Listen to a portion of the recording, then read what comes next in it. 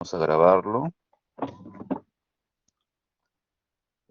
Ahorita hay 20 alumnos, bueno, conmigo 19, creo que están menos la mitad, supongo, ¿no? Pero bueno, vamos a ir comenzando. Entonces, el día de hoy, ante todo, bueno, me presento, yo soy el doctor Roberto del Castillo Parodi, soy médico traumatólogo del Hospital de Emergencias José Casimiro Ulloa. Hoy día, bueno, voy a dar la teoría de lo que corresponde a afecciones traumáticas de cadera y muslo, es decir, lo que son fracturas y luxaciones de cadera, y también fracturas y lesiones traumáticas en el muslo, ¿no? O fémur diaficiario. ¿Me escuchan bien, por favor, para seguir? Sí, Sí, escucha, doctor, se doctor. escucha bien. Bien, bien, entonces vamos a comenzar. Entonces vamos a ponerla ahí. Aquí estamos.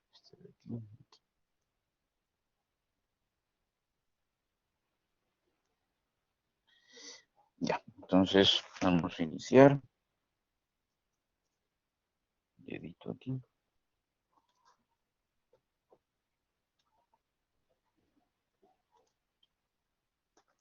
Bien, entonces, buenas tardes entonces nuevamente con todos ustedes. Hoy vamos a iniciar la teoría correspondiente a lo que es el segmento de cadera, ya y muslo. Bien, entonces, cadera, ¿qué es? Cadera es lo que corresponde realmente al fémur proximal, ¿no? O es lo que comúnmente se denomina, ¿no? Uno dice fractura de cadera y el común sabe que estamos pues dirigiéndonos a lo que es el fémur proximal. En sí la cadera es una articulación, no es una articulación, no es un hueso en sí. Es como decir codo, es decir hombro. Entonces, bueno, el tema está tal cual, ¿no? Afecciones traumáticas de cadera. Seguimos. Entonces, cadera, miren aquí, en esta imagen, es el fémur proximal. Esto es lo que vamos a ver. Creo que muchos están ya viendo lo que es la clasificación AO, una clasificación alfanumérica universal, en la cual clasifica los huesos y fracturas por números y letras, ¿no? Entonces, en este segmento estaríamos hablando de esta parte, ¿no? Lo que es el 3, acuérdense que es el fémur, y el 1, que es la parte proximal. Entonces, vamos a corresponder esta clase a este segmento, fémur proximal. Bueno, aquí vemos una imagen también que nos ve cómo clasificamos también las fracturas de fémur proximal. Ya, entonces tenemos aquí, por ejemplo, cabeza, cuello, región trocantérica y región subtrocantérica. Ya, entonces, cabeza, cuello, esta es la línea intratrocantérica, es que es el lugar de inserción de la cápsula articular. Entonces también tenemos otro tipo de clasificación que son las intracapsulares, que corresponden a la cabeza y fracturas de cuello, y las extracapsulares, que son las que corresponden a la región trocantérica y también a la región subtrocantérica. La región subtrocantérica corresponde una distancia del trocante menor hacia abajo de 5 centímetros promedio. Entonces vamos a revisar lo que son fracturas de cabeza, fracturas de cuello, fracturas trocantéricas y subtrocantéricas. Vamos a ir paso por paso para que ustedes puedan comprenderlo bien.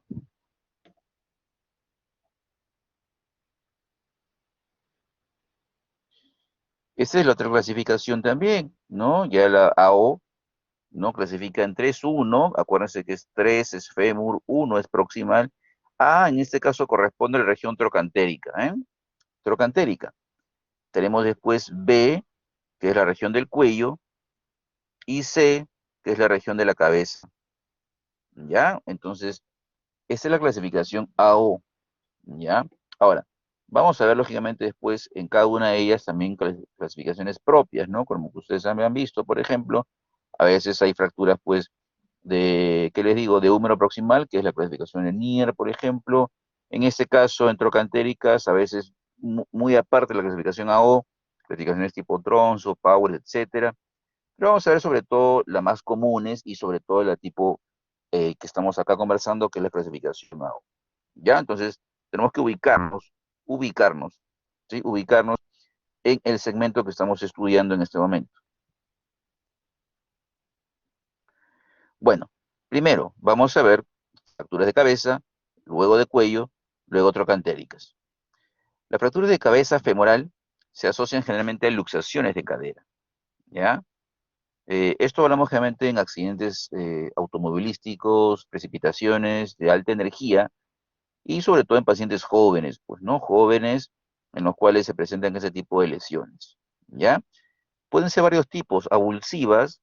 Abulsivas significa el término arrancamiento, desprendimiento, ¿no? Entonces, ¿dónde se produce este tipo de fracturas? Donde hay un tendón, donde hay un ligamento insertado, ¿no?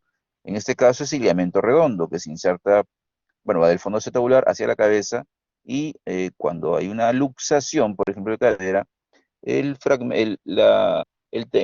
ligamento, digamos, arranca la zona de inserción de la cabeza femoral y se produce una fractura abulsiva.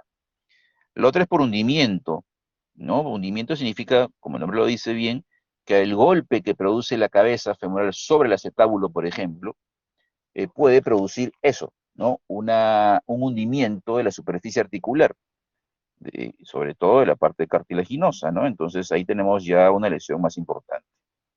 Y por último, las fragmentadas, que ya son, pues, evidentemente las que tienen mayor consideración y peor pronóstico, ya que corresponden a fracturas ya completas y con fragmentación.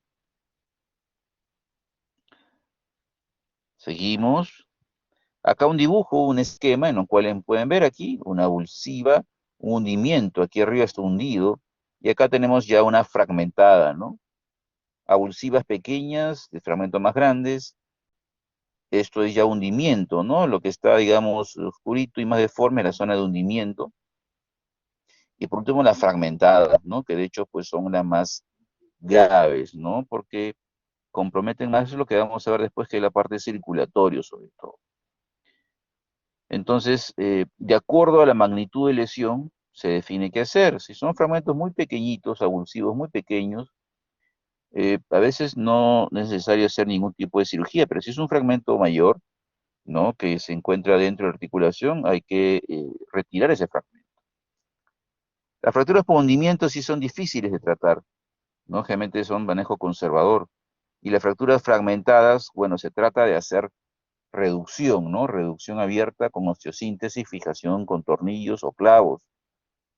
Sobre todo en personas pues que tengamos una edad menos de 55, 60 años promedio, ¿no? Tratamos de salvar la cabeza femoral.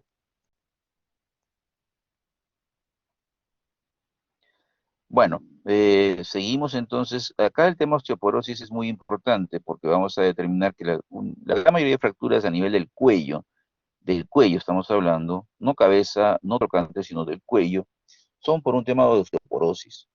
Ya la osteoporosis sabemos que es una enfermedad que se produce sobre todo en mujeres por un tema de privación hormonal, una falta de fijación de calcio y una mayor pérdida del mismo, entonces hace que el hueso se vuelva poroso, poroso sobre todo en las zonas metafisiarias, y tenemos pues las típicas fracturas de radio distal, fracturas de cuello y también a veces fracturas pues de columna vertebral.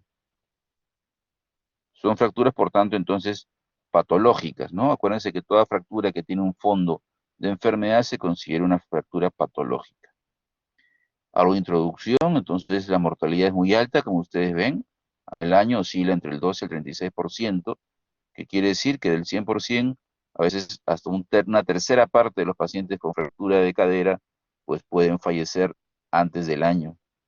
La demora en el tratamiento mayor de 2 días duplica el índice de mortalidad en el primer año. O sea, eh, tenemos que operar pronto a estos pacientes porque se pueden complicar fácilmente. ¿Con qué, por ejemplo?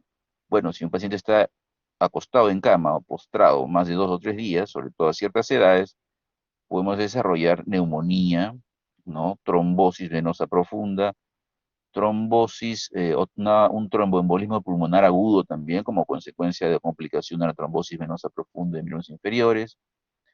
También podemos desarrollar infecciones urinarias, escaras. Entonces, por eso es que hay que tratar de operarlo lo más pronto posible. Solo la mitad de ellos vuelven al hogar, ¿no? Muchos de ellos pues quedan con cierta discapacidad tal que deben ir primero, a veces ojalá a un geriátrico o un centro de reposo o casa de reposo para después rehabilitarse y volver a casa. Muchos de ellos ya no vuelven, ¿no? Y al año solamente la mitad incluso llegan a caminar. Entonces, como ustedes ven, las fracturas de cadera, muchos autores lo consideran como el inicio del fin del paciente, ¿no? O sea, a veces el paciente se deprime mucho y, bueno, muchos de ellos ni se paran, chicos, ni se paran. Le toman tanto miedo a la caída, de la fractura que han tenido, que a pesar que estén muy bien operados y buen tratamiento haber hecho, psicológicamente quedan muy desgastados y no se quieren parar. Bueno, de los 50 años se duplica el riesgo de fractura por cada década que pase y la pérdida del 12% de masa ósea duplica el riesgo de fractura. Entonces, ahí estamos conversando justamente de lo que es la osteoporosis. Bueno, entonces, las fracturas de cuello femoral, se producen generalmente, estamos hablando de origen osteoporótico o patológico, ¿sí? Son por mecanismos indirectos, ¿no? Como ustedes creo que han revisado cuando han hecho realmente los primeros días la clasificación de las fracturas. Entonces, tenemos que las fracturas se dividen por el mecanismo sea directo o indirecto. Es una de las clasificaciones de tantas que tiene. Las de directo hablan de un golpe directo justamente a nivel de la zona de fractura y las que hablamos de indirecto son aquellas que se producen por una fuerza pues lejana a la zona de fractura. En este caso, ¿qué pasa? ¿No? El paciente, por ejemplo, un paciente adulto mayor, no está en casa, bueno, otra parte puede ser, y ¿qué pasa? Que, por ejemplo, tropieza, el pie fijo, tropieza, y hace un giro del cuerpo sobre la cadera, ¿no? Un giro, una torsión del cuerpo, eh, perdiendo el equilibrio, y es ahí cuando se fractura. O sea, entonces el paciente se fractura ya parado, por decir. Entonces, y cae ya por el dolor. Son de manejo quirúrgico, la gran mayoría de ellas, ¿no? Solamente algunas excepciones que vamos a ir viendo podrían manejarse en forma conservadora, pero la tendencia siempre es quirúrgica para que el paciente pueda rehabilitarse prontamente y tengamos un paciente recuperado en forma más posible. Seguimos entonces. Hablando entonces de las fracturas de cuello femoral, tenemos que ver mucho lo que es esto, ¿no? La vascularización, ¿no? Las arterias, ¿no? Llegan eh, a la cabeza a través del cuello, en una zona como una corona, tiene alrededor como un cuello exactamente, y que bueno, eh, cuando tenemos una fractura a este nivel, evidentemente contra más desplazamiento tenga, más riesgo de lesión de los vasos sanguíneos que llegan a la cabeza. Por tanto, podemos tener las dos complicaciones que tiene la fractura de cuello femoral. Uno de ellos es la necrosis avascular de la cabeza femoral y el otro es la pseudoartrosis o falta de consolidación o no unión. Esas dos son las complicaciones que puede tener el paciente cuando tiene una fractura a nivel del cuello femoral, ¿sí? Entonces, ahí vamos a decidir qué hacer justamente de acuerdo a las edades, ¿no? Contra más edad tenemos más riesgo de que estas complicaciones sucedan. Hay menos aporte vascular, hay la microvascularización es más delicada, por decir, entonces a mayor edad ya difícil vamos a pensar en recuperar la cabeza y vamos a tener que reemplazarla, por ejemplo, por una prótesis, cuando hay una fractura. En cambio, si es un paciente joven, vamos a tratar que eh, recuperar la cabeza a través de una osteosíntesis con tornillos o clavos y esperando pues que la cabeza pues tenga una buena evolución. La parte ligamentaria, ¿no? Los ligamentos iliofemorales que corresponden a la cápsula y ligamentos. Es una articulación de tipo enartrósica, ¿no? O sea, la cadera, que quiere decir que, digamos, realiza todos los movimientos posibles, ¿no? La flexión hacia adelante, la extensión hacia atrás. Ujú. La abducción, separando el miembro inferior de la línea media, la aducción, digamos, acercándolo, Y por último, la circunducción, que es un movimiento pues combinado del resto. Bueno, también las rotaciones interna y externa. Es decir, que tiene todos los movimientos esta articulación. Es una articulación muy estable, muy difícil de luxar, a no ser que sea por un mecanismo de muy alta energía. Por ejemplo, a comparación del hombro, ¿no? Que fácilmente se puede luxar. Seguimos entonces. Bueno, esto es una clasificación de fracturas de cuello femoral que es una de las más conocidas internacionalmente. Muy aparte de la clasificación AO, tenemos esta que es la clasificación de Garden, en la cual clasifica en cuatro tipos. ¿Ya? Cuatro tipos, vamos a ver. Miren, ve, esto es una fractura, ¿no? A nivel del cuello, ¿sí? En la cual la cabeza se ha, digamos, eh, impactado sobre el cuello, ¿no? Es como con una bola de helado se introduce en el barquillo, por ejemplo. Se impacta, ¿no? Y se desvía hacia atrás o hacia atrás y al lateral, ¿no? Sobre todo hacia lateral. Entonces, eso se desplaza hacia el valgo. Acuérdense que la cadera tiene un ángulo habitual entre el cuello y la diáfisis promedio de 130 a 35 grados. Cuando una cadera tiene más de esos grados, se considera una cadera valga, que quiere, por ejemplo, una cadera que pueda tener 150 grados, y una cadera que tenga pues menos de 130, 120, por ejemplo, es una cadera vara. Vara, menos de 135, valgo más de ello. Entonces, como esta fractura se desplaza la cabeza hacia afuera, hacia más de los 135 grados, se considera valgo. Entonces, este es el primer grado de Garden, que es una fractura impactada en valgo. Esto pueden ser a veces las únicas que en ciertos casos pueden manejarse en forma conservadora, en forma conservadora. Hablamos de pacientes, puede ser adultos mayores o jóvenes, que tengan un buen apoyo familiar, que tengan un buen, digamos, apoyo emocional también, y que cumple el paciente bien, que sea lúcido, que tenga buen estado cognitivo, para poder cumplir las indicaciones y ver si en caso podría ser factible un tratamiento conservador. El tipo 2 es una fractura completa, pero no desplazada, ¿ven? Las trabéculas siguen en la misma línea, no hay desplazamiento. El tipo 3 es una fractura desplazada, menos del 50%. Y por último, el tipo 4 es un desplazamiento mayor del 50%, ¿no? En este caso, el 50% se refiere al contacto que existe pues, entre el cuello y la cabeza. De hecho, estas van a ser las que tienen mayor compromiso vascular y van a tener más gravedad, ¿sí? Más gravedad. Seguimos entonces. ¿Qué hacemos entonces? Ya tenemos la fractura, ahora vemos cómo tratarla.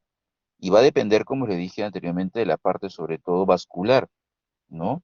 Habíamos hablado que a una persona que es mayor, el riesgo de necrosis es mayor por un tema de que los vasos sanguíneos ya se van debilitando. Entonces, en pacientes jóvenes, y idealmente menos de 65 o 60 años a menos, lo que uno trata de hacer es salvar la cabeza femoral a través de esto que se llama osteosíntesis con tornillos. Uno ve a través de la radiografía, ¿no?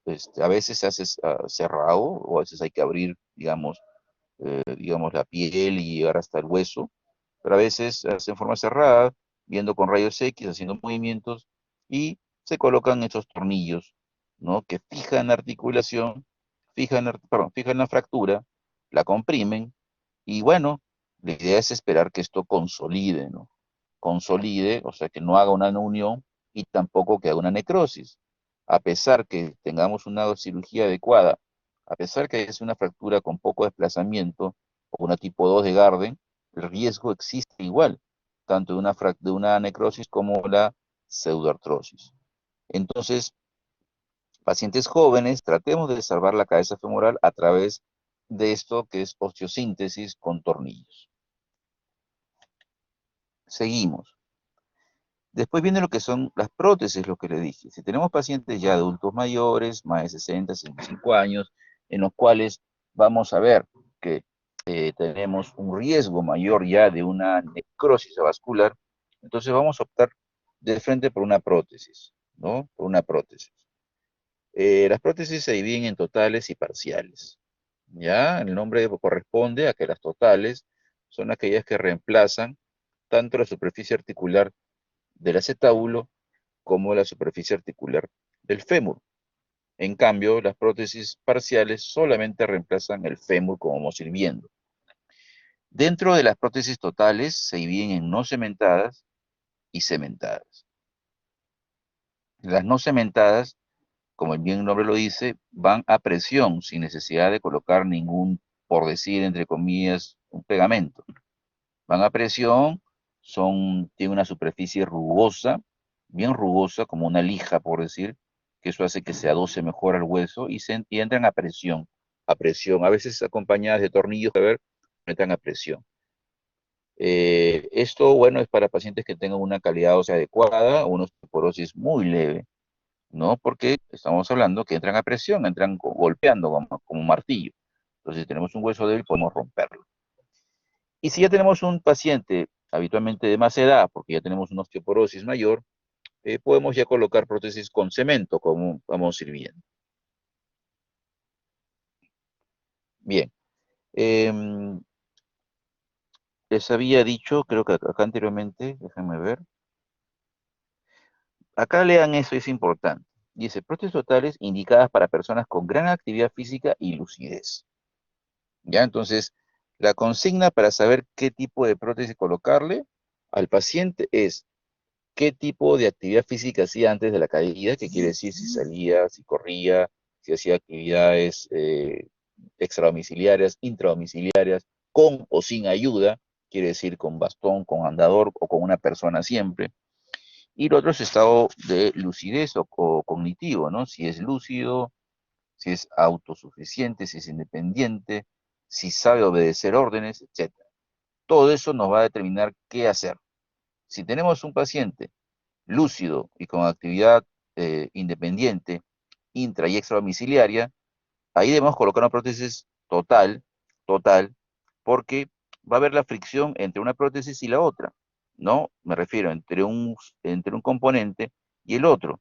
Y no va a haber un desgaste, ¿no?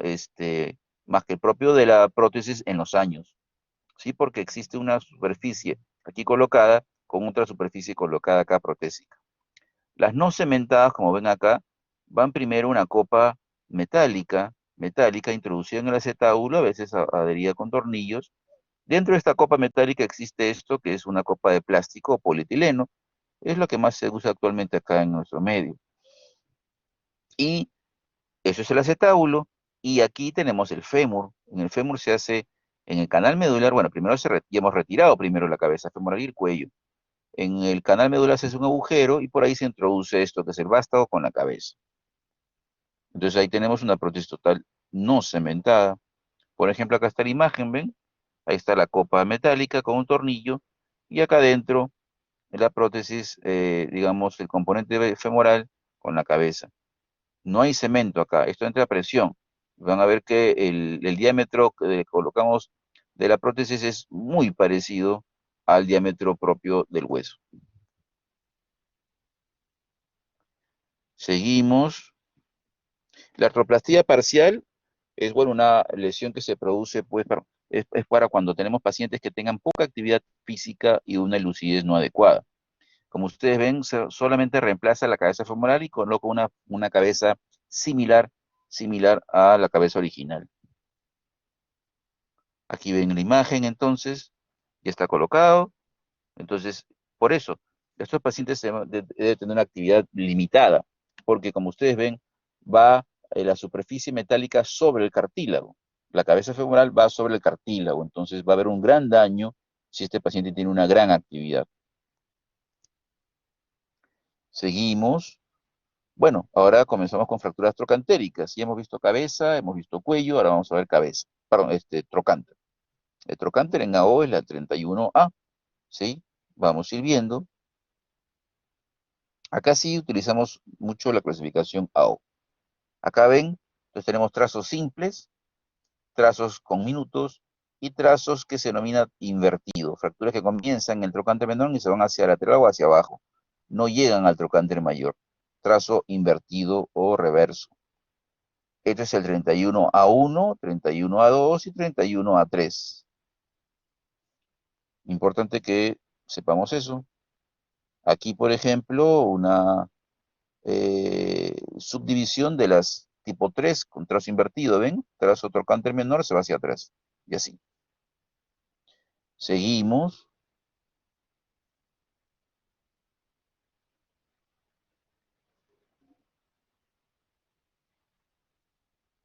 Un trazo simple, ¿ven?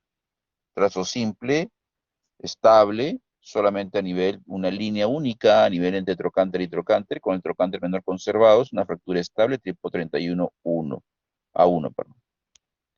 Aquí, por ejemplo, otra imagen, ¿no? Esto es una 31-A3, acuérdense, trocánter menor hacia lateral o abajo, trazo invertido.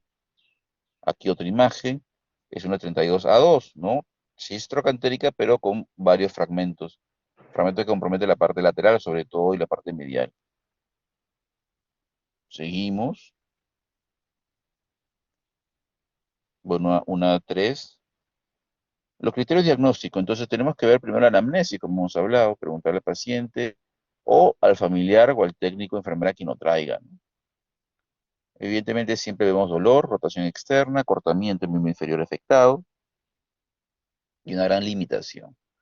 Los estudios correspondientes son una radiografía siempre de la zona afectada y también de la otra. ¿Qué quiere decir? Tenemos que tomar una radiografía de la otra cadera, en todo caso mejor pelvis, para hacer un comparativo de la anatomía original del paciente, ¿no? Tomografías y vemos a veces lesiones en cabeza o cuello a veces, y resonancia un poco difícil, no es muy necesario. Entonces seguimos.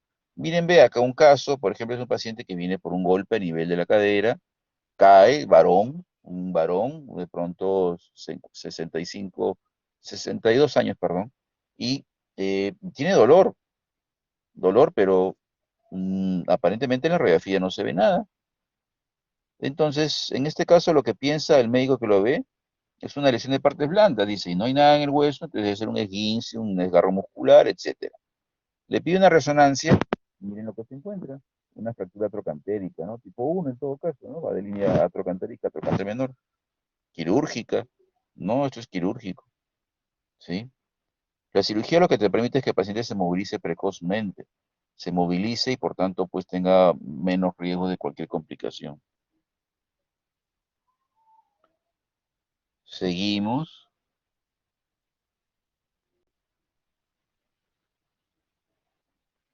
Bueno, los exámenes preoperatorios que se piden, eso es necesario. Bueno, y ya una vez que se hace la cirugía, tienes varias formas. Una de ellas es este sistema que se llama DHS. El DHS es un sistema dinámico para la cadera en el cual se introduce, primero se reduce la fractura, se produce en su lugar, se introduce un tornillo largo, como ustedes ven aquí, y después una placa dentro del tornillo, ¿no? Que permite el deslizamiento de ese tornillo sobre la placa para poder comprimir la fractura. Es una osteosíntesis que actualmente se utiliza mucho todavía acá en nuestro medio por el tema de costos. Es digamos, por ahora yo creo que es lo que más se coloca a nivel, sobre todo, pues, público, ¿no? A nivel privado ya colocamos lo que son los clavos que vamos a ir viendo después. Entonces acá vemos una fractura ya reducida y se coloca esto que es el DHS. Seguimos. Esto es una fractura, como ustedes ven, invertido, trazo invertido. Comienza en el trocánter menor y se va hacia abajo. El trocánter mayor está conservado. Fractura de tipo 3-1 a 3, trazo invertido. Para este caso, lo indicado es un clavo endomedular, que vamos a ir viendo, o un sistema diferente a este de acá. Este sistema DHS, como ustedes ven, tiene la línea, perdón, el ángulo habitual de la cadera común, más o menos 130-35 grados, ¿sí? En este caso, cuando se coloca este tornillo, se coloca un tornillo así casi horizontal y la placa viene así hacia abajo, con ángulo de 95 grados la placa. Y lo otro son los clavos cefalomedulares, como vamos a ir viendo, que ahorita son los, digamos, lo que debería colocarse en lo posible. Ahí ven, es un clavo que atraviesa la médula, empieza por la región pues más superior del trocánter mayor, con un tornillo que va dentro o del cuello hacia la cabeza para estabilizar la fractura, atraviesa, ven el clavo, y abajo tornillos también para evitar la rotación, ¿no? Aquí uno o dos tornillos que atraviesan también el clavo y evitan que el fragmento rote, pues, ¿no? Esto es indicado para cualquier tipo de fracturas eh, trocantéricas. Seguimos. Aquí ven una tipo 3, por ejemplo, una fractura que va hacia afuera, estabilizado con un clavo endomedular o cefalomedular. Seguimos. Bueno, entonces un pequeño resumen, chicos. Si tenemos un paciente menor, joven, entre 55 y 60 años, con fractura de cuello femoral, tratemos de salvar la cabeza a través de una osteosíntesis con tornillos canulados o tornillos. Osteosíntesis, a pesar que tengamos un Garden 1, 2 o 3, ya no quiere decir que esté desplazado o no para intentar el salvataje de la cadera, de la cabeza femoral. ¿Ya? Si tenemos ya un paciente 55, 60, hasta 70 años, son edades promedios, ¿no? Ustedes van a ver que hay personas que tienen 70 años y parecen de 50, o personas que tienen 50 años y parecen de 70, ¿no? Entonces, ahí va a depender mucho del paciente, ¿no? Acá estos son promedios. Entonces, si es un paciente joven, entonces, o sea, un adulto mayor joven, ¿no? Menos de 70 años, lo que colocaremos es una prótesis total no cementada, ¿no? Con una calidad ósea mejor. Si ya tenemos más de 70, 75 años, con una calidad ósea ya más disminuida, colocaríamos una prótesis total, pues, cementada. Hablando de pacientes que sean lúcidos, acuérdense, y que tengan una actividad física importante. Si el paciente tiene una poca actividad física o trastornos cognitivo severo, ya acá estamos hablando de colocar una prótesis parcial, ¿no? Parcial, acuérdense que solamente permite, pues, movilizaciones limitadas dentro de casa, sentarla, pararla o el paciente, ¿no? Ahora aquí no estamos hablando, por ejemplo, aquí de edad, ¿no? O sea, como les hago un ejemplo, y más o menos son las preguntas que vienen en los exámenes, ¿no? Si un paciente de 20 años es parapléjico y lamentablemente ante un movimiento brusco de enfermería o técnica, fractura, en este caso el cuello femoral de un lado, la indicación va a ser una prótesis total, perdón, una prótesis parcial, ¿no? Porque el paciente no tiene actividad, solamente lo que vamos a querer es que haga ciertamente sus actividades, sus movilizaciones sin mayor dolor. Entonces ahí va, o sea, no es la edad, ¿no? Acuérdense. Por ejemplo, si tengo un paciente de 90 años, lúcido, independiente, completamente independiente, y de pronto en la calle se cae y se hace una fractura, Garden 2, 3 o 4, ahí optaríamos por una prótesis total cementada, ¿no? Pues tenemos 90 años, 80 le dije, lúcido, lúcido, ¿sí? Lúcido y activo, ¿ya? Pero si tenemos un paciente, pues, de 65, 70 años, probablemente colocaríamos una no cementada. Y así, ¿no? Si es uno joven, tornillos. Entonces, las preguntas un poco son como casos clínicos que ustedes tienen que ir desarrollando, bueno, digamos, en las preguntas de múltiple opción. Ya cuando son fracturas trocantéricas, entonces, para cualquier tipo de fractura trocantérica nos va bien los clavos cefalomedulares. Es la indicación principal. Lógicamente, es muy caro y a veces tenemos que colocar lo que se llaman DHS o DSS, ¿no? Estas placas con tornillos grandes que van hacia la cabeza.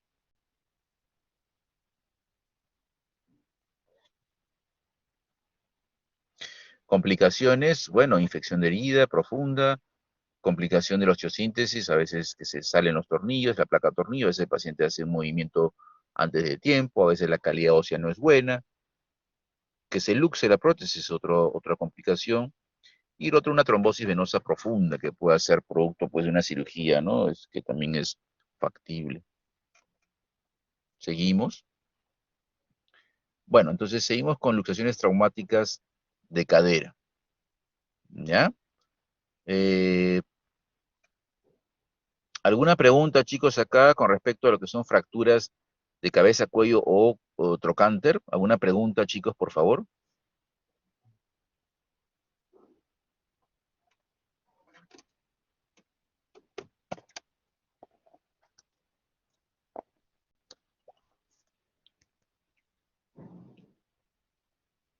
A ver, chicos, ¿están ahí, por favor? ¿Alguna pregunta?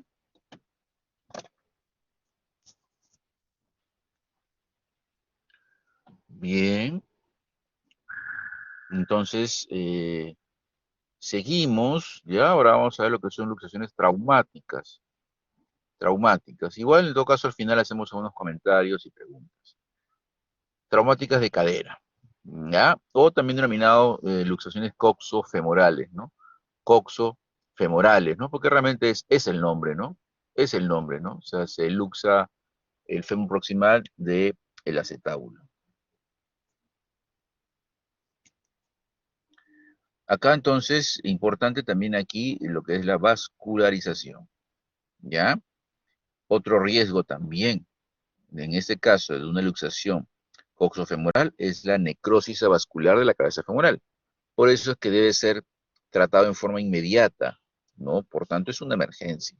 Acuérdense, una emergencia es aquella lesión que debe ser solucionada idealmente dentro de las primeras 6 horas, ya que produce o da el riesgo inminente de muerte o riesgo inminente de pérdida de un órgano o sufrimiento de un órgano. Entonces, en este caso, tenemos que hacer la reducción inmediata porque contra más tiempo esté fuera de la cadera, menos vascularidad puede tener. Entonces, eso es importante. Ven acá, si podemos ver bien esta imagen, es muy típica de una luxación, en este caso posterior, vamos a ver después cómo se dividen, de cadera. En el lado derecho del paciente, en el lado derecho del paciente, donde tiene el vendaje en la rodilla, tiene una posición, ¿no? Miren, ve, está aducida, ¿no? O sea, trata de juntar la pierna aducida, está semiflexionada, ¿no? Sí, está semiflexionada y está rotado interno, miren el pie cómo está, el pie. Entonces, esto es una luxación posterior, ¿sí? De cadera o coxofemoral, es muy notorio acá. Y lo que se denomina esta posición es la posición púdica, ¿no? O sea, pudorosa, ¿no? Digamos, cubriéndose, ¿no? Sus partes íntimas, por decir. Eso es lo que significa en este caso actitud o posición púdica. Entonces, acuérdense cuando vean a un paciente así, pensemos en una luxación posterior de cadera. Ahora, generalmente es paciente joven, ¿ven? Probablemente accidente de tránsito, ¿no? Generalmente se produce un golpe en la rodilla, con el paciente sentado, 90 grados, rodilla y cadera, golpea la rodilla y eso transmite la fuerza hacia atrás, ¿no? Y luxa la cadera o a veces la luxofractura, ¿no? Puede también tener acompañada una fractura, por ejemplo, de acetábulo, ¿no? Cuando hay fracturas, perdón, cuando hay luxaciones, en este caso de cadera.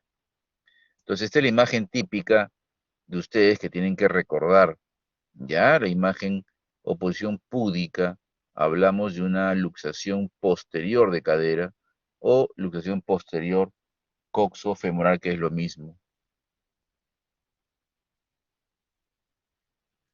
Esta imagen representa un poco la distribución de la ubicación de las luxaciones, en este caso de cadera. Hay ubicaciones posteriores y anteriores, ¿sí? En las posteriores está la ilíaca y la isquiática. Esto generalmente es la más común de todas. Las posteriores son más comunes y dentro de ellas las ilíacas, ¿no? Que están en esta zona, acá en la escotauroisquiática y la zona pues ilíaca justamente. La isquiática, ¿no? Por la tuberosidad isquiática, bueno, es menos probable. Y dentro de las anteriores, la más común es la obturatriz, que quiere decir que el fémur o cabeza femoral termina a nivel del agujero obturador, siendo una luxación anterior. Otras por encima del pubis son más raras, son más raras. Entonces, ahí tenemos la clasificación de las luxaciones coxofemorales, posteriores y anteriores. ¿Sí? Posterior ilíaca, posterior isquiática, anterior púdica y anterior obturatriz.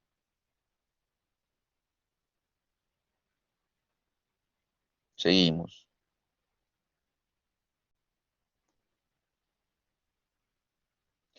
Aquí miren, ve, evidentemente no hay congruencia articular, ven, acá debería estar el fémur y está acá abajo, y está pues apoyado sobre el agujero obturador, ¿ven aquí? Entonces, eso es una imagen típica de una luxación obturatriz, que es rara. Y si ustedes ven el fémur y ven y siguen probablemente para allá afuera, la diáfisis, el eje de la diáfisis, vamos a ver que el paciente está con la pierna abierta, ¿no? Y eso entonces es la posición impúdica, impúdica que el paciente va a presentar. Aquí, por ejemplo, el mecanismo más común de luxaciones posteriores, ilíacas o isquiáticas, como les decía, el paciente suele ser un paciente, puede ser piloto, copiloto, pasajero, etcétera. El tema es que está la cadera en 90 grados, ¿no? Cadera en 90 grados, también rodilla en 90 grados. Entonces lo que hace es, bueno, hay un golpe directo, una colisión, por ejemplo, frontal, un choque hacia, ¿no? Con el carro adelante, y golpea la rodilla, y todo el eje de la fuerza del fémur corre y luxa, luxa la cadera. Eso es habitualmente lo que puede pasar.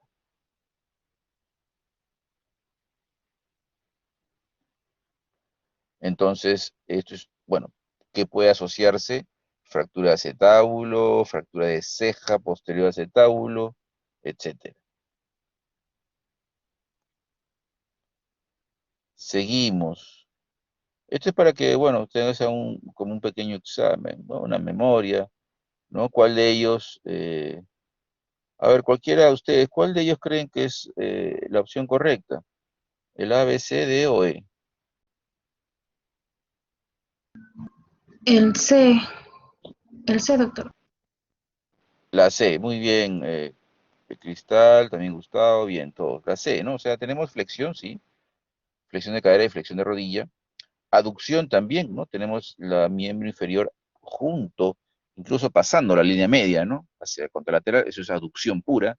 Y tenemos la rotación interna, ¿no? Ven cómo la rodilla mira hacia adentro, igual que el pie, rotado interno. Y también lógicamente acortado, ¿no? Esa es la posición típica, posición púdica, púdica, en este caso por una luxación coxofemoral posterior. Aquí miren, ve una imagen, esto es una radiografía en la cual se distingue, ¿no? Que no hay congruencia articular y el fémur está ahí arriba. Entonces, esto nos habla de una luxación posterior, ilíaca, ¿no? Vemos ahí, las isquiáticas son raras, ilíaca. Es una luxación, por tanto es una emergencia, por tanto de entrar idealmente siempre a sala de operaciones, dormirlo y reducirlo en sala de operaciones. Ahora, miren, ve todas las lesiones posibles que puede tener una luxación posterior, o que, digamos, lesiones están directamente relacionadas con una luxación posterior de cadera. Uno, el reborde del borde, perdón, la fractura del reborde posterior del acetábulo, o ceja posterior, o pared posterior, ¿no? Acuérdense, si hay un golpe de la cabeza femoral, pues hacia atrás puede fracturar también una pared, una pared. ¿Qué otra complicación puede tener? Evidentemente la fractura parcelar de la cabeza femoral o lesión cartilaginosa, lo que hemos hablado, una fractura por hundimiento, una fractura muy fragmentada, va a ser muy difícil ya el manejo.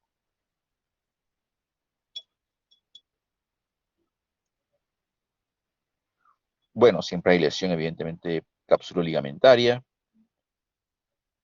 El riesgo de desvascularización es importante también, por eso habíamos hablado, la necrosis secundaria, ¿no? ¿Qué tiempo? Hasta 2 años. Las necrosis avasculares pueden evolucionar de forma muy, muy lenta, y a veces a los 6 meses no vemos nada.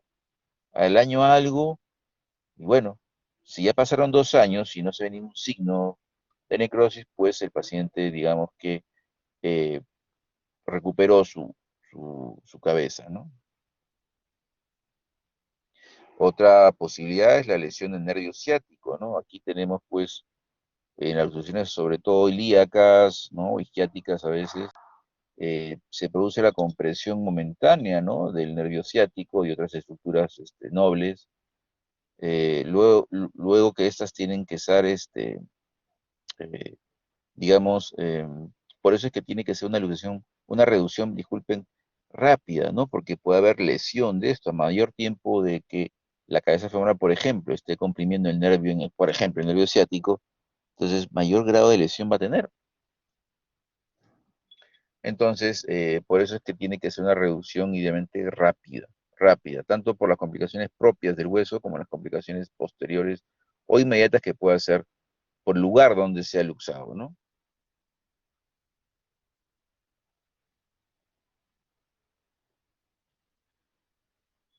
Seguimos. Bueno, lesiones asociadas, ¿no? Como ustedes miren, ve, acá hay un pedazo de cabeza que no se ve bien, pedazo de cabeza, acá aparentemente también, o es una ceja, no estoy muy seguro. Entonces, para eso mejor siempre las tomografías, ¿no? Aquí tenemos el método de reducción, o de, digamos, ustedes ya saben lo que es reducción, es colocación del hueso a su posición, digamos, original y anatómica en lo posible, ¿no? Por eso entonces eh, se puede reducir una fractura, sí, se puede reducir una luxación, sí. Eh, entonces aquí lo que se está tratando de hacer es la reducción de la cadera. Aquí en el esquema falta pues una persona que esté sosteniendo aquí con un talón de la mano en cada cresta ilíaca anterior superior para hacer una contra, ¿no? Para hacer una contratracción, ya que si yo levanto aquí la pierna y no tengo una contra, bueno, voy a hacer que se levante del todo la pelvis y no nos va a ayudar pues para fijar la pelvis, que es lo que uno quiere para reducir. El paciente generalmente se le seda en sala de operaciones y se le suele bajar al piso, porque es como ustedes ven, es una posición bastante incómoda para el cirujano y bueno, es difícil que pueda treparse, aunque a veces pasa a la camilla, ¿no? Entonces, al paciente se le hace el procedimiento habitualmente en el piso.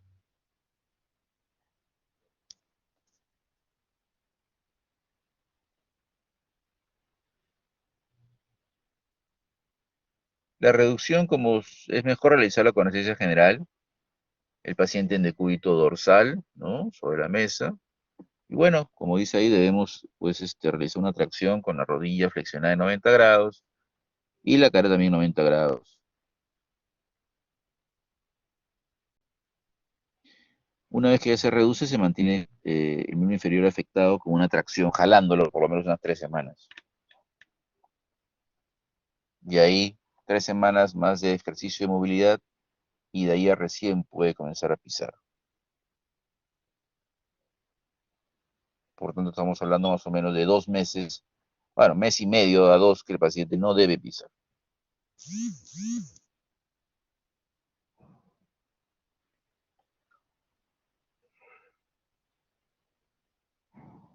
Estudios. Entonces, para determinar el riesgo de necrosis de cabeza femoral, tenemos estudios correspondientes. Uno de ellos es la resonancia, como ustedes van a ver acá.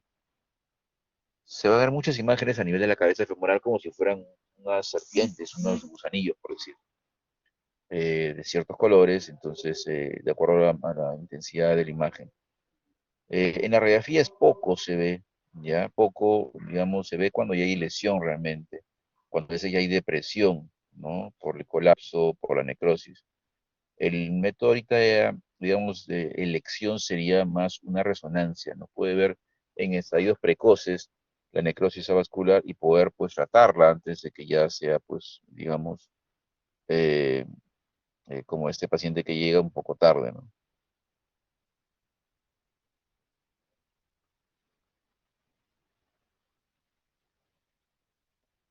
Aquí en esta imagen vemos una ceja posterior de acetábulo, una ceja posterior de acetábulo que ha sido, pues, sintetizada con dos tornillos, ¿no? Se ha hecho osteosíntesis con dos pequeños tornillos que bueno, han solucionado el tema con ese tipo de lesión. Aquí las tomografías vemos una luxación completa, ¿no? Luxación. Aquí, miren, ve, esto es una tomografía en la cual se ve un fragmento libre, probablemente por abulsión del ligamento redondo.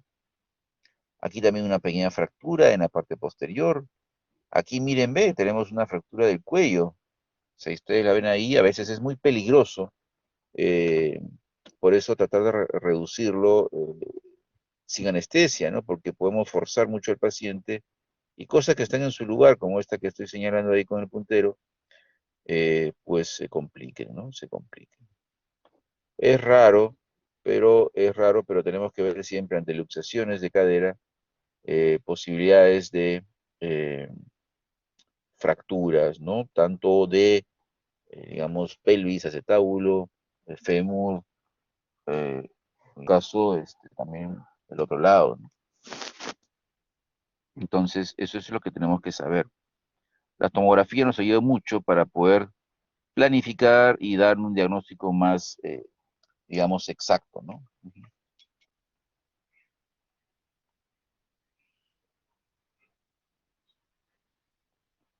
Bueno, aquí vemos, mírenme, hay un paciente que tiene una fractura parcelar o una fractura ya pues de la cabeza femoral, asociado a una, digamos, a una fractura de la ceja posterior, del acetábulo y parte de la también columna posterior.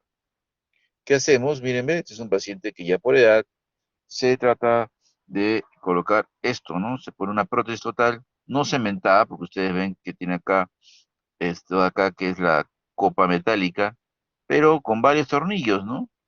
Varios tornillos, ¿para qué? Porque digamos que los tornillos, o sea, la placa y con tornillos están haciendo osteosíntesis de esta zona de acá, osteosíntesis a nivel de el acetábulo, ¿no? En todo caso que esa fractura.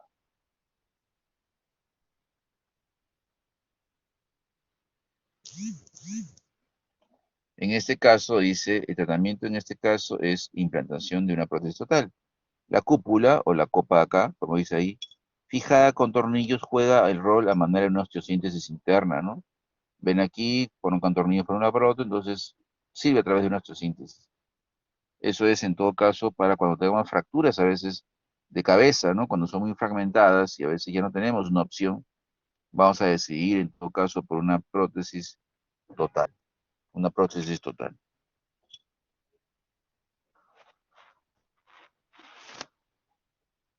Seguimos. Miren chicos, este caso, luxación posterior de cadera de este lado, y aquí también, aunque no se ve bien, pero es una luxación posterior bilateral. Esto es típico de pacientes que bueno, están en la parte posterior del auto o como copilotos y golpean con ambas rodillas y producen pues una fractura de cabeza y sobre todo una luxofractura, ¿no? Una luxación con fracturas de cabeza femoral. Esto es bien grave porque el pronóstico, como hemos hablado, no es bueno cuando hay fracturas de cabeza femoral. Aquí vemos en detalle las imágenes, miren, ve, no hay articulación aquí. Aquí no se ve muy bien, no se ve muy bien. Entonces, eh, pero la sospecha existe. Si la sospecha existe, entonces pedimos tomografías, tomografías. Y vamos a ver esto, miren, ven esta imagen que no se veía, digamos, tan bien. Miren lo que ha pasado, se ha fracturado la cabeza en dos y se queda un fragmento adentro y otro afuera. ¿Ven? En cambio, en el otro lado, ¿no? También tenemos una fractura, ¿no? Eh, que parcialmente se ha quedado aquí. Ahí ahí se quedó, ¿ven? O sea, la cabeza salió, pero quedó un fragmento, pues, dentro. Seguimos. Bueno, en este caso han hecho osteosíntesis, miren, ve. O sea, reducen la fractura y la están fijando en este caso con unos clavos. Se puede también, ahí está, la fractura fijada con clavos.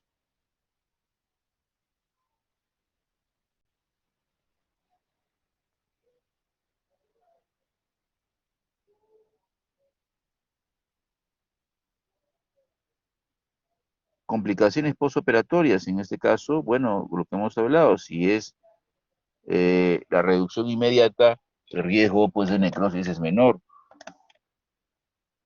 También tenemos un riesgo de coxartrosis. Si es que el paciente llega a hacer una necrosis en el tiempo, pues esa cadera se va a desgastar y va a llegar a una artrosis de cadera en el tiempo. También puede haber osificación. La osificación periarticular, bueno, em, va a depender mucho del trauma de partes blandas que se produjo en el momento de la luxación o de la cirugía también que se pudo hacer.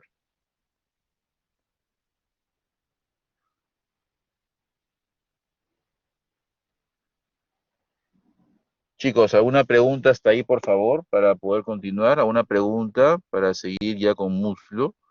Pregunten, chicos, por favor, pues luxaciones y fracturas de cadera. A ver, que escucho, que sea un par de preguntas.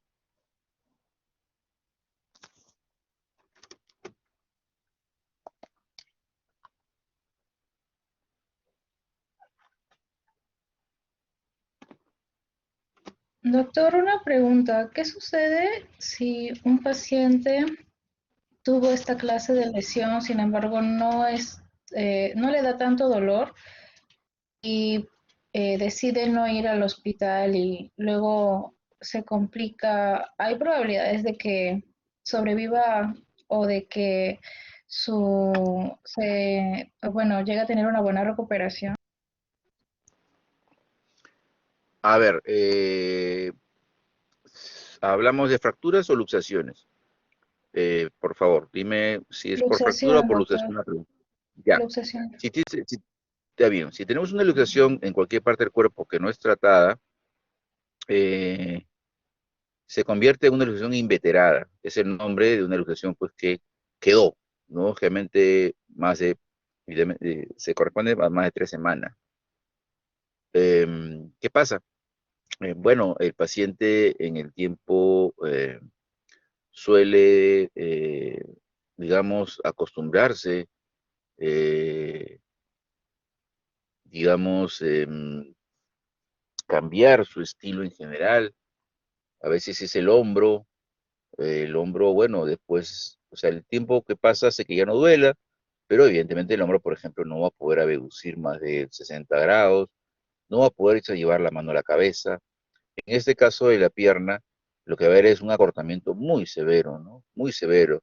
Si tenemos una luxación posterior y la cabeza se queda en la zona ilíaca, por lo menos tenemos unos 8 centímetros, hasta 10 incluso de diferencia, ¿no? Entonces, lo primero que va a haber es una dismetría del miembro inferior es muy compleja, por tanto, una disbasia, lo primero, ¿no? Lo que en el tiempo puede producir ya es ciertamente dolor, ¿no? Dolor.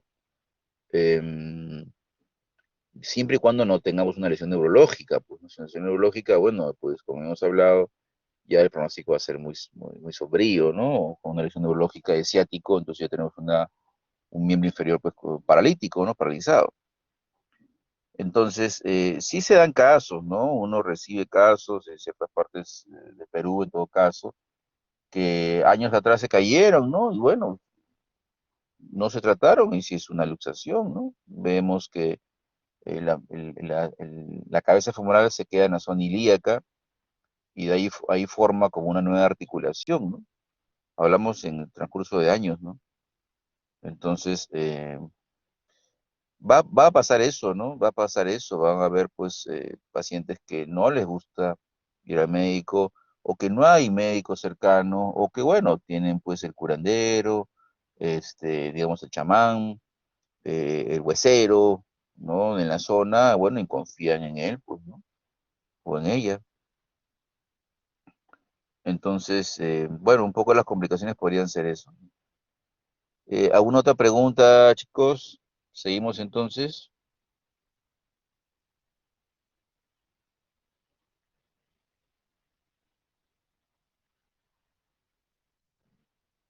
Ya. A ver, entonces seguimos con afecciones traumáticas de muslo. Muslo, estamos hablando pues de la región pues diafisiaria, ¿no? Del fémur. Y bueno, todo lo que está alrededor de, pues, ¿no? Músculos, vasos, etcétera. Bueno,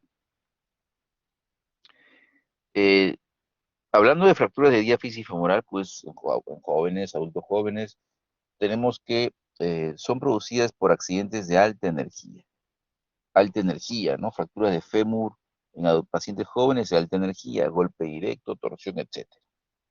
Puede ser por el aplastamiento también, vemos varios casos en ese sentido de personas que trabajan en construcción, trabajan con pesos, ¿no? Cargando pesos o con grúas, ¿no? Y bueno, pues lamentablemente tienen un accidente laboral en el cual presenta un aplastamiento de un miembro. Lo otro, atropellos, precipitaciones y o caídas, pues, ¿no? Con cierta altura sobre todo. Como hemos hablado, se considera más del doble de la altura del paciente, ya podemos considerar como alta energía. Entonces, las fracturas de diáfisis femoral son aquellas que ocurren desde la región subtrocantérica que hemos hablado hace un rato, hasta la zona supracondilia femoral. Son de manejo quirúrgico todas en adultos, ¿no? A no ser, como hemos hablado, que el estado del paciente lo contraindique, ¿no? Pero bueno, una fractura de este tipo no hay como el paciente pues ni siquiera se pueda sentar, ¿no? Entonces, esto es quirúrgico, es quirúrgico.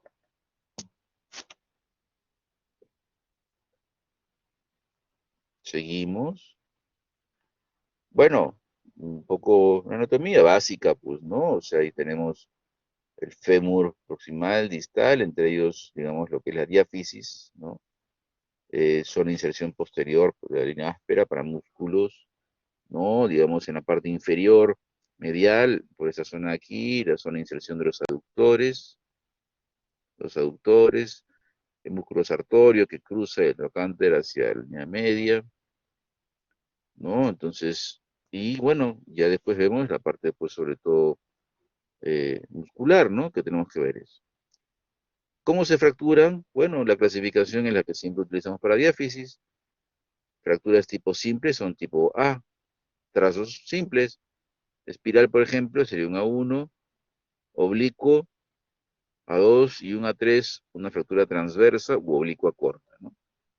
Entonces tenemos las tres clasificaciones de las fracturas, pues, de diáfisis femoral con trazos simples. Si ya tenemos el caso de, por ejemplo, aquí ya tenemos una fractura compleja, ¿no? Compleja, con una fractura aquí segmentaria y acá una fractura conminuta o polifragmentaria. Entonces un C2 y un C3. Contra más conminución puede haber, más fragmentación, más gravedad de la lesión se produce. Aquí la tipo B, ¿no? Hemos hecho, bueno, de zona de Culper, esta es la B, en la cual habla de un fragmento intermedio en área de mariposa o cuña, ¿no? Indemne, o sea, limpio o a veces fragmentado. Entonces aquí sí existe un contacto entre un hueso y otro a través de una cortical, como ustedes ven aquí. Aquí también, aunque sea pequeñito, pero se toca. Es muy diferente que esas de acá. Aquí no hay ningún contacto de este hueso con el de abajo. Aquí, con ese tampoco. Entonces por eso son fracturas tipo C, ¿no? Pierden el contacto entre sí. Y las tipo B, tercer fragmento, aún hay contacto entre las superficies del hueso. ¿Vemos? Ahí está el fémur, ¿no? 3-1. El A, estás hablando de diáfisis, ¿sí? A1, espiroideo, A2, oblicuo largo, A3, oblicuo corto. B1, espiroideo combinado, B2, tercer fragmento limpio, B3, tercer fragmento, digamos, con minuto. La C, entonces tenemos pues C1, C2, C3, la C1, oblicuo con minuto, la C3, la C2 segmentario y la C3 con minuto polifragmentario. Entonces ahí tenemos la clasificación en general de todas las diáfisis. Todas las diáfisis son iguales, ¿sí? Todas las diáfisis son iguales. Esta es la primera que estamos, bueno, en todo caso, las primeras que se puede estar viendo, el fémur, todas las diáfisis en AO son iguales. Seguimos, bueno, la parte muscular, ¿no? Que hemos hablado, está el sartorio, el paquete vasculonervioso, el salto, perdón, el cuádriceps aquí, los aductores por aquí, van a insertarse en la parte inferior. En la parte posterior, bueno, tenemos los músculos, eh, en la parte posterior tenemos los músculos del bíceps, semitendinoso, membranoso, etcétera. Vamos a ir viendo un ratito. Bueno, la semiología, entonces, es una fractura de diáfisis femoral. Bueno, como creo que todas las semiologías que ustedes están viendo de fracturas en general, ¿no? Hay un edema en la zona afectada, un dolor y deformidad, ¿no? Mientras que no se le inmovilice, va a haber dolor y deformidad. Puede haber rotación externa o interna, eso es indistinto, depende pues de hacia dónde se dirige la fractura y el desplazamiento que puede tener. Tenemos que ver si es que existen heridas, ya, si hay heridas cerca de la fractura, podemos estar sospechando un síndrome compartimental, que es algo bastante delicado y grave. Tenemos que tocar el pulsopedio, a veces hay lesiones vasculares concomitantes con lesiones fracturarias de fémur diaficiario. Tenemos que tocar bien nuestro pulsopedio. Y ver sensibilidad, pues, ¿no? Parece que ya hay un diagnóstico de una lesión neurológica. Es raro, pero siempre es bueno, pues, examinarlos. Hay heridas cortantes por arma blanca, heridas por sierras circulares, heridas contusas, contusos penetrantes, cornadas, empalamientos, etcétera. El muslo es un lugar muy fácil, digamos, el que más está expuesto a la gran mayoría de lesiones, ¿no? O sea, ustedes lamentablemente han visto cuando hay ciertamente asaltos, lo primero que disparan es abajo, ¿no? Y el muslo. Eh, los golpes también, los contusos penetrantes, las mordeduras, a veces perritos, ¿no? Entonces, jornadas como las corridas de toros, etcétera. Todo esto nos puede causar, pues, a un tipo de lesión, de herida. Aquí, por ejemplo, vemos, hay una herida, pues, contuso penetrante por asta de toro, y el paciente es y aquí están haciendo una compresión. Acuérdense, lo mejor para la hipovolemia, para el sangrado profuso, es la compresión del lugar dañado. Compresión, no torniquete, sino compresión, y si se puede elevar el miembro afectado.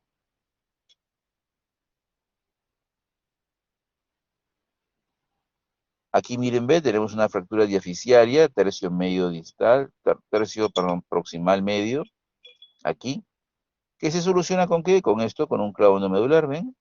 Un clavo que va dentro de la médula y hace la estabilización y eh, posterior consolidación y, bueno, curación del paciente, ¿no? Entonces, en este caso, en la diáfisis femoral también, lo que se recomienda actualmente son los clavos cefalomedulares, ¿no? Como los clavos de cadera, pero son mucho más largos. Cefalomedulares es su indicación para ellos, o simplemente clavos endomedulares, ¿no? Que no tengan la inclinación de cabeza. Seguimos. Esto es lo que le decía, los clavos, ¿ven? Los tornillos. Este es el clavo cefalomedular, entra hasta abajo, si es que queremos fractura pues del nivel del cuello, o, perdón, digamos de la diáfisis, y aquí con anclaje arriba su trocantérico y cabeza, ¿no? Para fracturas también, por ejemplo, más proximales, ¿no? Seguimos, entonces, ahí está la placa con tornillos, y en esto acá quería un poquito detenerme un segundo. Esto es una fijación externa, ¿ya? Como ustedes ven, tiene clavos que se van introduciendo en la cortical, esos de ahí, y están agarrados por fuera, ¿no? Por un sistema de barras, ¿no? Que unen, ¿qué es esto de acá? Que unen en sí estos tres lugares, ¿no? Este y el de abajo. ¿Por qué? Eh, en este caso, si vemos acá hay una fractura, aquí abajo hay una fractura, acá abajo hay una fractura. Pero acá hay algo también que llama la atención. Entonces, esto se llama transportación ósea. Transportación ósea, ¿qué quiere decir? Este hueso originalmente estuvo acá, este estuvo acá, ahí, pero acá faltaba hueso, porque por ejemplo en la fractura se perdió, por ejemplo en la fractura en muchos fragmentos con posibilidades de consolidación mínima, entonces se opta por limpiar todo o retirar todo, y este hueso que inicialmente estaba por acá, ¿qué hacemos primero? Cortamos acá, hacemos osteotomía proximal y vamos, digamos, estirando el callo. Esto es parte blanca y es callo, se va estirando, estirando y deslizando ese segmento hasta que toque abajo nuevamente con el hueso, aquí, comprima y se haga ya la consolidación sin mayor acortamiento del miembro inferior. ¿Escucharon eso, chicos? ¿Entendieron lo que es transportación ósea?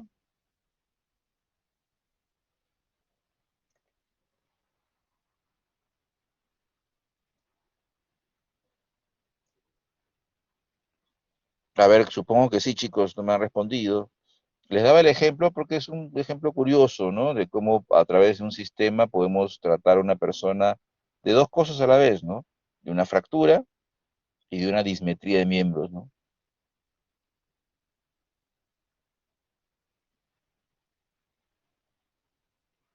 A ver, chicos, ¿me escuchan, por favor? ¿Un comprendido? Sí, ¿no? Sí, doctor, sí, sí se lo estaba escuchando. Ah, ya. Bien. Entonces, seguimos entonces. Bueno, osteosíntesis con placa y tornillo, miren, ve. Aquí se ha hecho una placa con tornillos, tornillos interfragmentarios aquí, tornillos con una placa acá. Entonces, hay muchas formas de tratarlo. Complicaciones. Bueno, uno, el síndrome compartimental de muslos, sobre todo cuando son fracturas tutrocantéricas o de, fémur proximal, sobre todo de trazos espiroideos, ¿no? Por ejemplo, este caso anterior, si ustedes ven, miren, ve, la superficie digamos, de fractura es bien amplia, por tanto, mayor riesgo de sangrado, ¿no? Y posibilidades de un síndrome compartimental.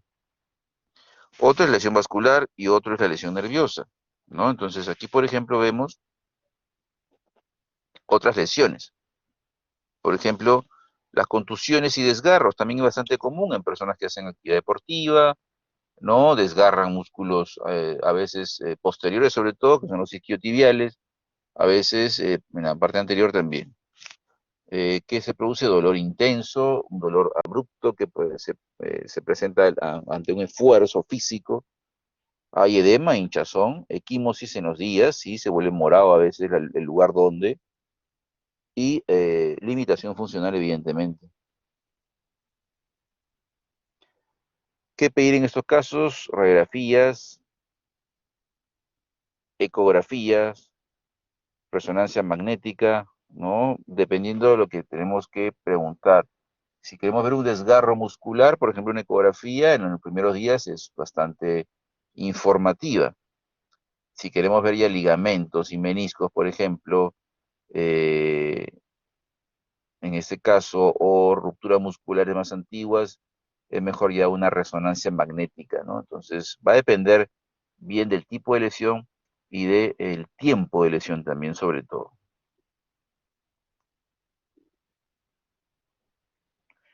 Ven aquí hay un hematoma bien común, es bastante común cuando tiene lesiones isquiotibiales, ¿no? A veces se desgarra arriba y por gravedad cae la sangre hasta esa zona de ahí. Entonces, esto es un desgarro muscular. Los desgarros van a clasificarse de acuerdo a la magnitud. Si es un desgarro de primer grado, que es solamente una distensión muscular.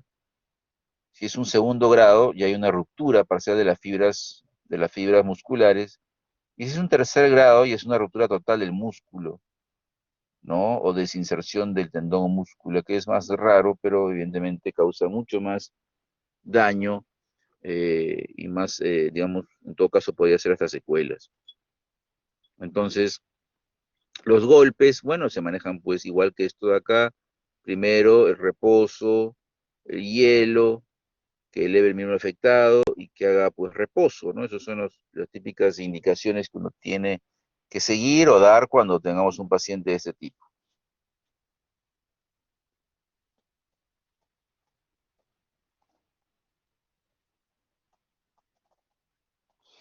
Miren, vea que hay una resonancia magnética. Es un muslo normal, es un muslo que tiene sangre, miren, ve, tiene sangre, tiene deformidad.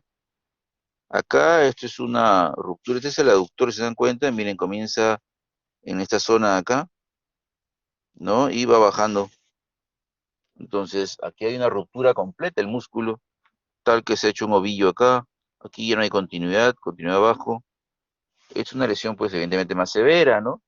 Que nos causa, aparte de dolor, nos causa gran edema, nos causa a veces hasta un riesgo de un síndrome compartimental o un síndrome eh, doloroso muy, muy severo.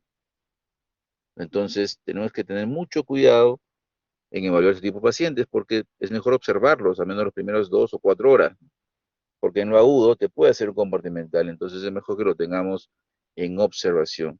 Aquí hay ruptura muscular, ¿ven? Pero bueno, esto ya en la actualidad esto es difícil que se haga algo, ¿no? Ya no se opera. Esto de que hay que esperar que esto se reabsorba todo y pues que, digamos, ya se vayan todos las posibilidades de complicaciones, ¿no? Por esta lesión. Entonces, resonancia, vamos a ver muy bien las lesiones de columna y de rodillas, pero sí es importante como estudio, digamos, específico. La ecografía nos ayuda, pero es mejor una resonancia.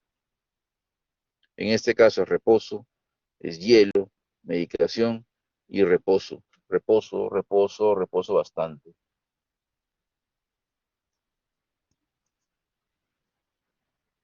¿Alguna pregunta, chicos, quieren hacer? ¿Alguna pregunta sobre este tema? Entonces, creo que ya estamos, ya estoy en los últimos momentos. Si quieren preguntar acerca de, como les digo, las preguntas un poco nos examen acerca de casos clínicos. Por ejemplo, un paciente pues de 25 años, accidente en moto y de pronto viene con una posición impúdica. Entonces, ¿en qué pensar? ¿No? Por ejemplo, otro paciente, pues como les decía, de cadera, fracturas, ¿no? 40 años con una fractura de Garden 3, lúcido, que bueno, tuvo un accidente casual, qué prótesis o en todo caso qué tornillos colocar a este paciente, ¿no? Em, siempre todo comentario es bueno, chicos. Entonces, tratemos de, digamos, haber escuchado bien la clase, sacar las conclusiones, acuérdense siempre de casos clínicos, ¿ya? Igual, por ejemplo, en un paciente con una fractura, pues, de diáfisis femoral, que quiere decir una 3-2, ¿no? Una 3-2-A1, por ejemplo, o sea, un trazo simple cervical, perdón, espiroideo. Entonces, ya con eso ya me estoy dando la idea qué es lo que tuvo, ¿no? Cómo fue, el mecanismo indirecto, y darme una idea más o menos de lo que podría hacer como cirugía, ¿no? Planificar. A ver, chicos, ¿alguna pregunta quieren hacer, por favor?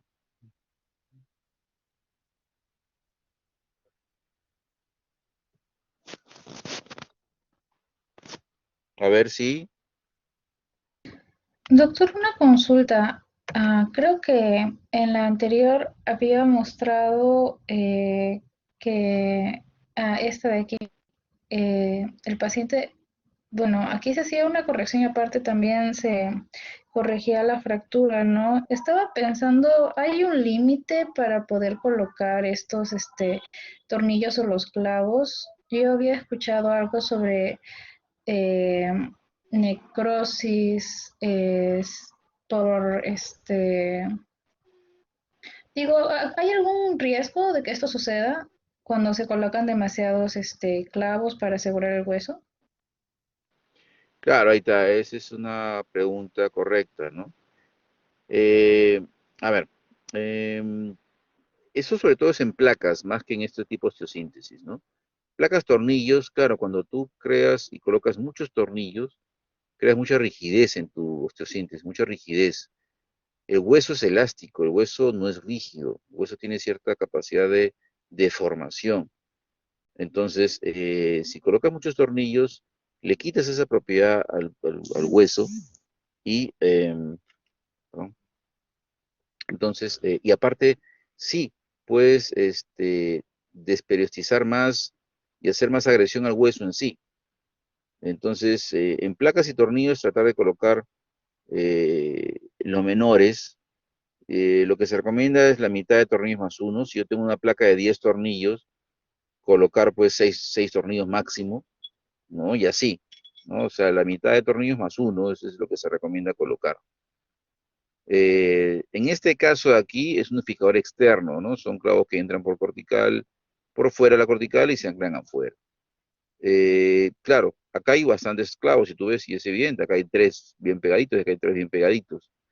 De hecho, sí, porque, bueno, no hace, digamos, sí es la estabilidad que debe colocarse, sobre todo para ese sistema, tres clavos ahí, y es un espacio bien pequeño que tienes.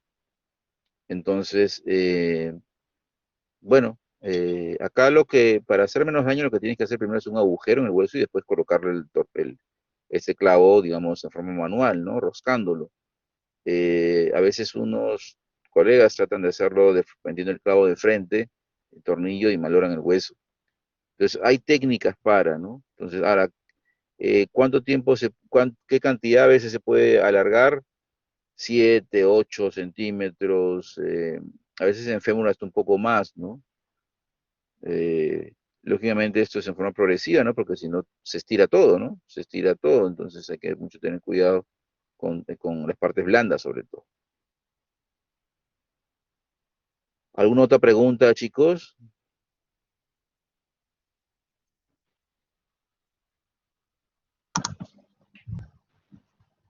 Doctor, buenas tardes. Sí, Doctor, sí, te tengo escucho una ya. pregunta. Sí, al momento de realizar lo que sería una artroplastía, leí por ahí que mencionaban una artroplastía microporosa. ¿En qué consiste y en qué caso se podría utilizar? Claro. A ver, cuando les he hablado, ¿se acuerdan de prótesis totales no cementadas? No cementadas. Les comenté que la superficie de ellas, de la copa acetabular y digamos del fémur que va dentro del canal medular, era porosa como lija, les dije. A eso se refiere el microporoso. O sea, son superficies porosas, ¿no? Que, digamos, tienen esa forma como para que el hueso se meta en esos poros. Se denomina osteointegración del hueso a la prótesis en sí. A eso se refiere. El microporo es eso, ¿no? Es la superficie por lija, como lija por decir, en esas prótesis totales no cementadas que se introducen a presión justamente. Otra Está bien, pregunta, chicos. gracias.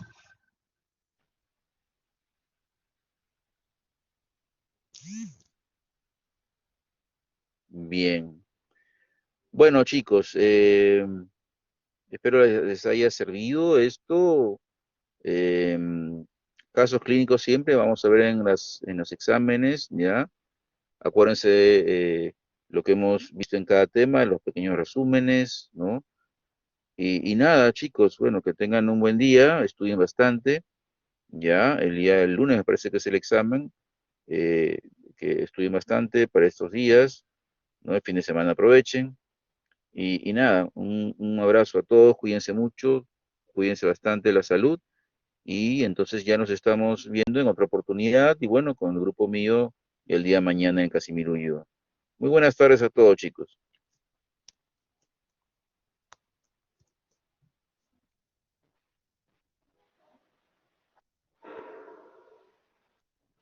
Gracias, buenos días.